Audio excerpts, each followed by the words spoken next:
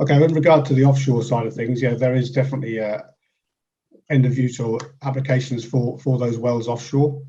But the hardest thing, I guess, really from an offshore perspective, is finding your end use of the heat. So there are certain processes that need the heat for the process, and in the best cases, you may generate electricity, particularly in the HPHT case. You are going to get some hot fluids to surface, and then you can use an ORC to generate electricity for use in a multitude of processes. And we are looking at different options as well of trying to use even processed heat from the flowing wells for low level electricity demand, for even lighting or emergency lighting and things like that.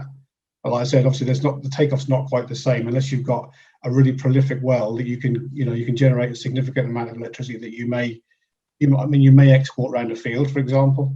But then you've got to think about the infrastructure. I think just to add to that before I sort of talk about footprint is we have to remember we're not talking about geothermal wells here. We're talking about oil and gas wells in a lot of cases, and they're not designed to potentially how we would develop a well if we were drilling a well for geothermal. So we have to work with what you've got, and as Ian mentioned, a lot of it is in the well integrity to start with, and ensure you use that well first of all to basically even make a project commercial.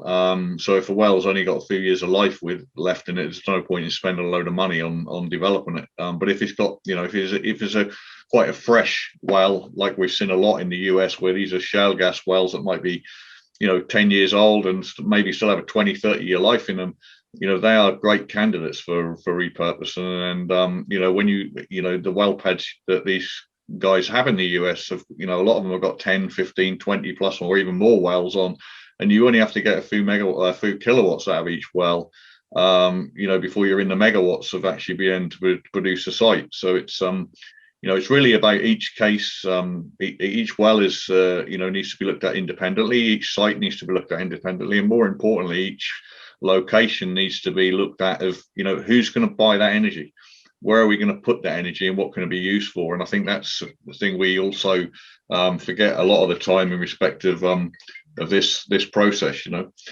Regarding footprint, well pad, wherever you bring a drilling rig in, generally it's the sort of size of around a sort of small football pitch type area, is probably a good example. But you don't end up using all that space for your geothermal. That's generally in the exploration and drilling phase.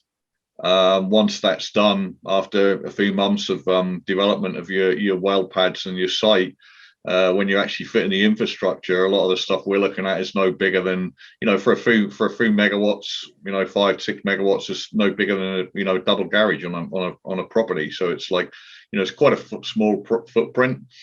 We're looking at a plug and play solution, so there's very little sort of topside infrastructure really in pipelines to be linked up.